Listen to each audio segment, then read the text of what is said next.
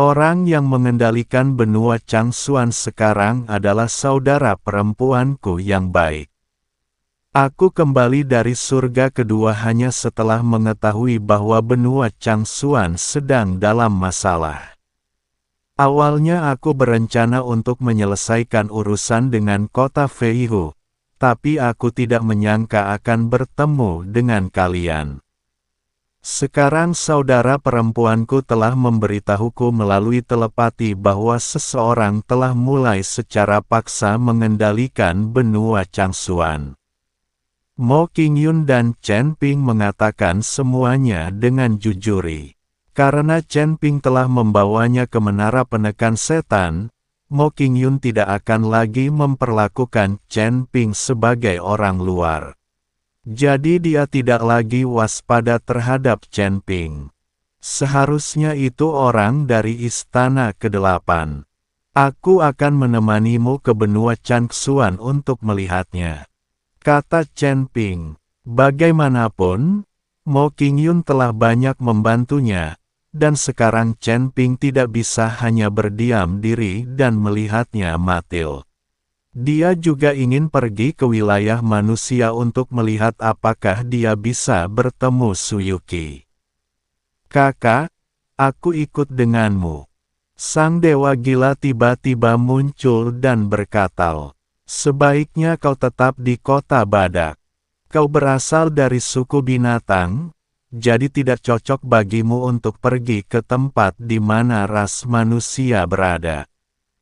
Tuan Hu, ikutlah denganku.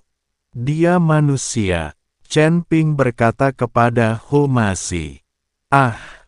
Apakah aku masih harus berlarian denganmu? Kau hampir membunuhku kali ini. Jika aku pergi bersamamu, apa yang akan terjadi pada kedua anak ayamku? Hu Masi enggan. Ya, bawa saja mereka. Kedua wanita itu juga manusia. Sudah tepat untuk membawa mereka ke benua Changsuan agar mereka bisa kembali ke kehidupan normal. Kata Chen Ping, tidak mungkin bagi dua wanita berada di Rhino City, tidak melakukan apapun dan menunggu Hu Masi melakukannya setiap hari. Tidak apa-apa, Hu Masi mengangguk ketika mendengarnya. Chen Ping tidak berkata apa-apa lagi, dia hanya mengucapkan selamat tinggal kepada Godfly dan pergi. Dia tidak mengikuti Balyi dan mengatakan bahwa, bagaimanapun juga, Balyi masih sedih. Chen Ping harus menemukan cara untuk membawa Balqian ke surga, sehingga akan ada seseorang yang menemani Balyi, itu akan lebih baik. Chen Ping dan anak buahnya langsung menuju benua Changsuan, membawa serta guru Huo. Jika penghancuran benua Changsuan benar-benar merupakan pekerjaan istana ke-8, maka gunakanlah Master Huo untuk mengancam Huo Zhao. Tetapi pada saat ini, benua Changsuan telah dilanda kekacauan. Ketika Tetua Agung Istana ke-8 membawa rakyatnya ke benua Changsuan sudah dalam kekacauan. Sekarang Huo Zhao telah membawa orang ke sini secara langsung, dan kini benua Changsuan tidak memiliki kemampuan untuk melawan sama sekali. Di benua Changsuan, di dalam istana yang megah, raja-raja dari 3 negara terbesar berkumpul di sini. Di antara mereka adalah ayah Alsa, Ashnu. Orang-orang ini berkumpul di sini, menunggu teratai biru, pengendali benua Changsuan. Namun setelah menunggu seharian, tetap saja tak ada tanda-tanda kehadiran teratai biru di singgasana istana. Menurutku, kita harus berhenti menunggu dan menyerah saja. Bahkan jika Xuan Fei datang, dia tidak sebanding dengan orang-orang itu. Mereka semua dari Kian Dewa. Raja Dongmeng berdiri dengan marah dan bersiap untuk pergi. Ashnu mengerutkan kening dan berkata, Siapapun yang berani menjadi pengkhianat, jangan salahkan aku karena buta. Ashnu, apa maksudmu? Raja Mongolia Timur melotot. Apa maksudmu dengan itu? Kau ingin menjadi pengkhianat, dan akulah orang pertama yang tidak setuju. Kita, orang benua Changsuan, bisa mati dalam pertempuran, tetapi kita tidak bisa menyerah. Selama bertahun-tahun, bukankah kita manusia sudah cukup diganggu? Karena orang-orang seperti kalian yang takut mati, ras manusia kita menjadi begitu sengsara. Kata Ashnu dengan marah. Omong kosong. Katakan lagi. Raja Dongmeng juga marah. Baiklah, diamlah dan tunggu apa yang dikatakan Suani. Pada saat ini, Raja Celi berdiri dan membujuk kedua pria itu untuk pergi. Pada saat ini, cahaya biru tiba-tiba menyala di atas tahtal. Melihat hal itu, mereka bertiga berlutut di tanah dan menundukkan kepala. Saya melihat seorang gadis sangat muda berpakaian biru muncul di singgasana. Ini adalah teratai biru yang mengendalikan benua Changsuan. Suanu, 70% negara di benua Changsuan kita telah tunduk pada kuil. Jika ini terus berlanjut, aku khawatir seluruh benua Changsuan akan menjadi cabangku. Kata Ashnu dengan cemas. Jangan panik, aku sudah memberi tahu sahabatku. Dia membawa orang ke sini. Dia dari surga kedua, kata teratai biru. Namun kata-kata teratai biru tidak meyakinkan mereka bertiga. Karena mereka tahu bahwa orang-orang di kuil-kuil itu jelas bukan dari tingkat pertama. Lagi pula, para dewa dianggap sangat berkuasa di seluruh surga. Kalau tidak, mereka tidak akan mampu menciptakan ras mereka sendiri dan menjadi begitu sombong serta memandang rendah semua orang. Oleh karena itu, bahkan jika seseorang dari surga kedua datang membantu, kemungkinan besar itu tidak akan ada gunanya. Suanu, aku ingin tahu kapan bantuan akan tiba. Aku khawatir dalam beberapa hari, seluruh benua Changsuan kita akan jatuh. Raja Dongmeng bertanya. Dia akan segera tiba. Dia bisa menggunakan perjalanan waktu. Perjalanan ini akan cepat. Jangan panik. Teratai biru berkata dengan sangat tenang. Tetapi hanya dia sendiri yang tahu betapa paniknya dia saat ini. Belum lama ini, kota itu diserang oleh kota Velhu. Tidak hanya kehilangan sejumlah besar sumber daya, tetapi banyak juga orang yang ditangkap dan digunakan sebagai budak. Sekarang orang-orang dari kuil datang lagi dengan sangat cepat, yang membuatnya sangat panik. Meskipun seluruh benua Changsuan luas dan memiliki banyak kultivator, kekuatan umum mereka tidak tinggi.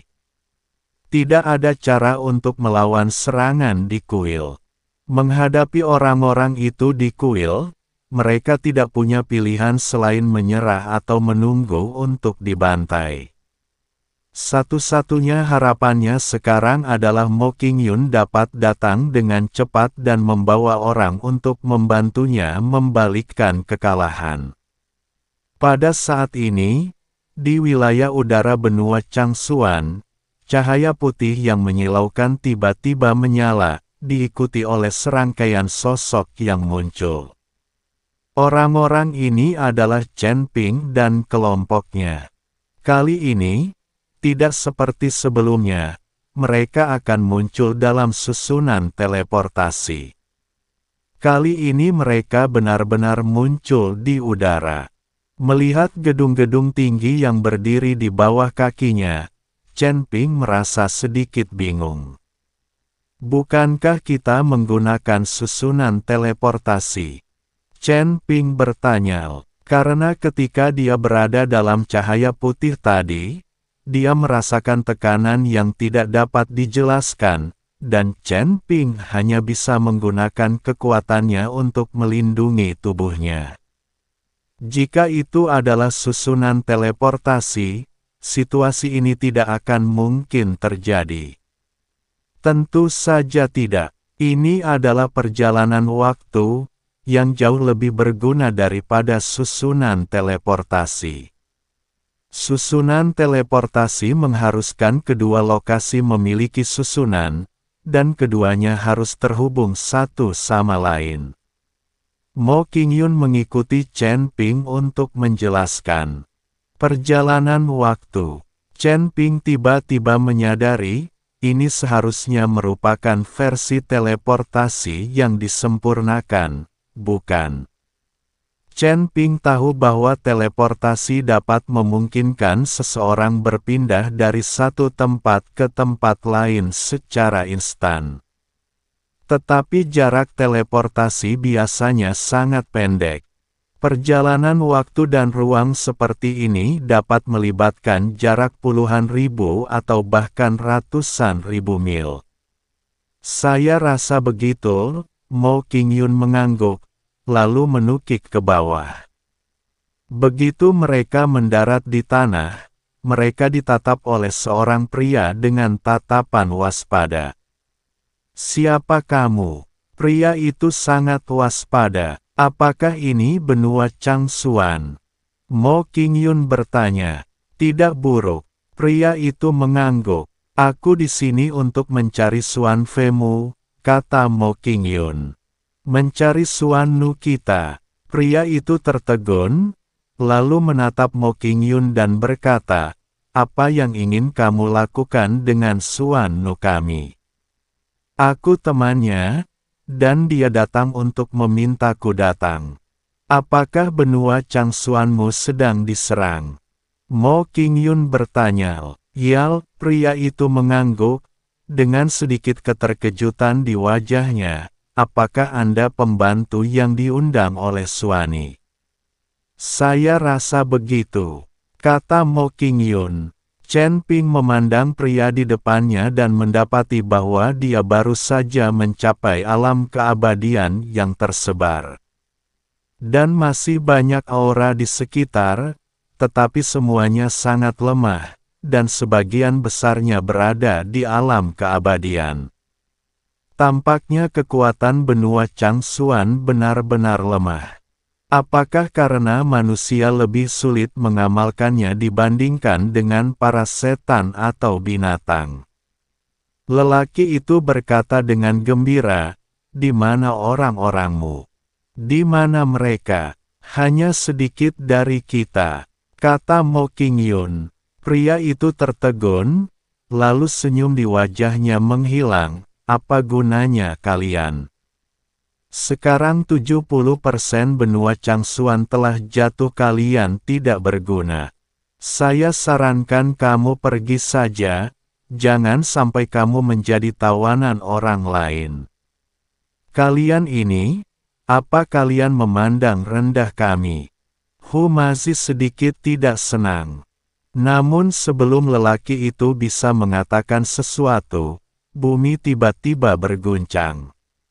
Wajah lelaki itu berubah drastis, dia mengerutkan kening dan berkata, cepat pergi, orang-orang dari kuil akan datang. Setelah dia selesai berbicara, dia melihat selusin pria berpakaian hitam dari istana ke-8 datang dari kejauhan. Di antara mereka ada seorang lelaki tua mengenakan jubah abu-abu dan sanggul di kepalanya, memimpin tim. Hanya selusin orang ini saja yang membuat kehampaan di sekitarnya bergetar, dan tekanan yang mengerikan itu luar biasa. Tak lama kemudian, teriakan terdengar di mana-mana. Banyak orang terjatuh ke tanah dan kesulitan bernafas. Melihat ini, Chen Ping langsung memanggil pedang pembunuh naga, dan aura pedang yang mengerikan pun muncul. Lalu dia mengayunkannya pelan, dan tekanan mengerikan itu pun lenyap seketika. Semua orang merasakan dada mereka rileks dan mereka semua bangkit dari tanah. Pada saat ini, pria itu menatap Chen Ping dengan mata penuh keterkejutan dan kebingungan. Karena dia menemukan bahwa Chen Ping hanya berada di tingkat pertama alam abadi longgar, setingkat dengan dirinya, tetapi dia mampu dengan mudah menerobos tekanan yang mengerikan ini. Orang tua berjubah abu-abu itu juga sedikit tertegun, dan segera datang di depan Chen Ping dan yang lainnya. Ketika orang tua itu melihat Guru Huo, dia langsung menjadi gembira. Tetua ketiga, selamatkan aku, selamatkan aku. Ketika Guru Huo melihat orang tua itu, dia langsung berteriak, lepaskan pangeran kami dan aku akan mengampuni nyawamu. Tetua ketiga berteriak dengan marah. Lelaki itu tadi tertegun. Dia tidak menyangka bahwa di antara Chen Ping dan kelompoknya, sebenarnya ada seorang pangeran dari kuil. Saat ini, puluhan ribu orang telah berkumpul di sekitar Chen Ping dan kelompoknya. Berhadapan dengan belasan pria berpakaian hitam dari 8 istana, tak satu pun dari puluhan ribu kultivator manusia berani melangkah maju. Wajah mereka masing-masing menampakkan ekspresi ketakutan. Melihat ini, Chen Ping mendesah tak berdaya. Kapan ras manusia menjadi begitu lemah dan tidak kompeten? Dengan jumlah kalian sebanyak itu, apakah kalian takut pada selusin dari mereka? Chen Ping bertanya pada pria itu. Kita tidak cukup kuat, dan itu tidak bisa dikompensasi dengan jumlah. Pria itu berkata tanpa daya. Jadi apa yang akan kamu lakukan? Chen Ping ingin melihat apa yang dipikirkan orang-orang di benua Changsuan. Jika layak diselamatkan, maka kami dapat membantu. Jika mereka semua pengecut, Chen Ping tidak ingin membuang-buang waktunya.